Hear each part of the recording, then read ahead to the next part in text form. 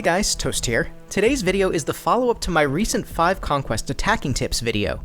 Today's tips are focused on holding flags as opposed to taking them over, and are designed to make you a more effective, helpful, and skilled Conquest objective defender. These tips are in no particular order, as I feel they're all very important to maximizing your skill in this popular game mode.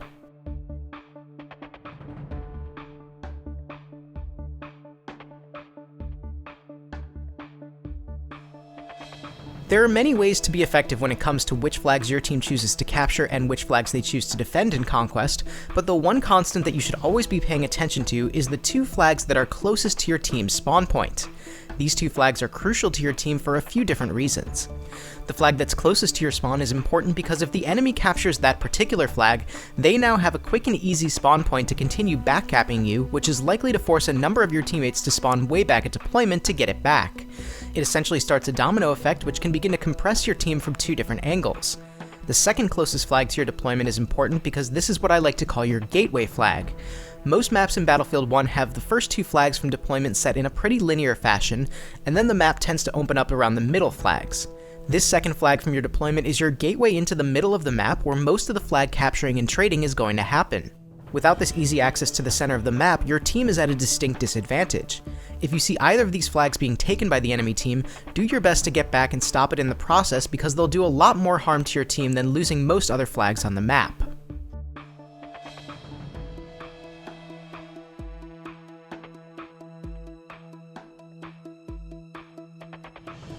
There are going to be times when a squad of players attacks one of your team's objectives where you have a fighting chance at being able to stop them, and then there are going to be times where you have a very huge enemy force pushing into an objective with all forms of infantry and vehicle, where only you and perhaps 1 or 2 others are there to stop them. Now you could stay there and fight a battle that you're very unlikely to win, or you could back off and move on to something else where you have a more distinct impact. There comes a point when an enemy push is overwhelming enough that they're going to take a point regardless of what you're capable of doing, so instead of feeding them a few easy kills, you have to learn when to cut your losses and move on. Now this can be different if you have people constantly spawning on you and your other teammates actively trying to stop the push and giving you at least a glimmer of hope, but recognizing when you're in that situation as opposed to when there's really no way of coming out on top is going to save you a lot of unnecessary frustration.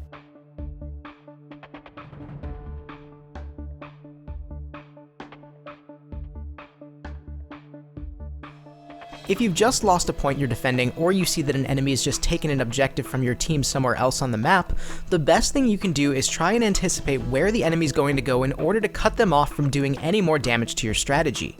Let's say for instance that your team has flags Alpha and Charlie, and the enemy just took Bravo. You see a tank on your minimap moving slowly toward Alpha, so by educated guess you can assume that most of the enemy players who made that push on Bravo are now heading to Alpha along with the tank instead of Charlie. This gives you the chance to alert your teammates to this and spawn an Alpha to try and hold them off from capturing that objective as well.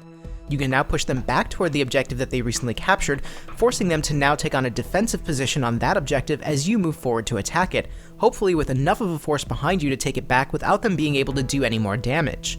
Strategy is key in Conquest, so anticipating how the enemy is going to move and where you need to defend, and then going ahead and acting on that can force them to have to rethink their plan.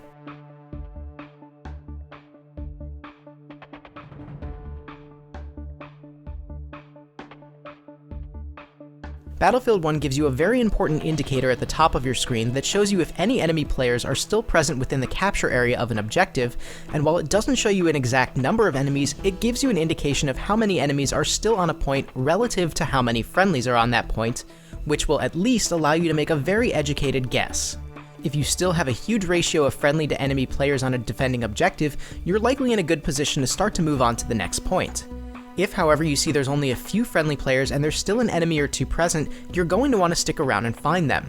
The last thing you want is for your team to think that they have an objective, start to move on to the next point, and then have 1 or 2 enemy stragglers instantly start to take it back. That indicator is capable of giving you a lot of very important information for assessing your current situation, so be sure to pay attention to it and use it to your advantage whenever possible.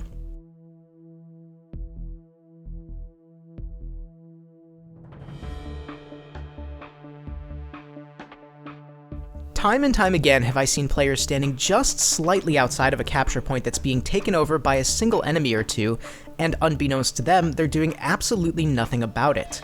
It doesn't matter if you're a medic, support, scout, or assault, your body counts equally on a capture point, and the higher the ratio of friendly to enemy players, the more difficult a time the attackers are going to have getting the objective quickly before backup arrives. Even if you're just standing within the very outskirts of the capture area, you're still doing your team a favor. If you look at the map, you'll notice that every single capture area is highlighted in a lighter color than the rest of your map, allowing you to see exactly from where you're capable of taking the point. Pay attention to that, and if you see that you're just outside of that area, do what you have to do to get inside of it. Every single body is going to help when it comes to ensuring your team comes out of a situation with the objective defended, so learning where you can defend the point from and ensuring that you're within that area is crucial to bringing home the win in this popular game mode. Now I want to hear some things that you think are really important to do or know when defending objectives in Conquest. Let me know in the comments. If you liked the video, please leave a like, and if you want to see more content, please subscribe. Thank you guys so much for watching. This is Toast, and I'll talk to you soon.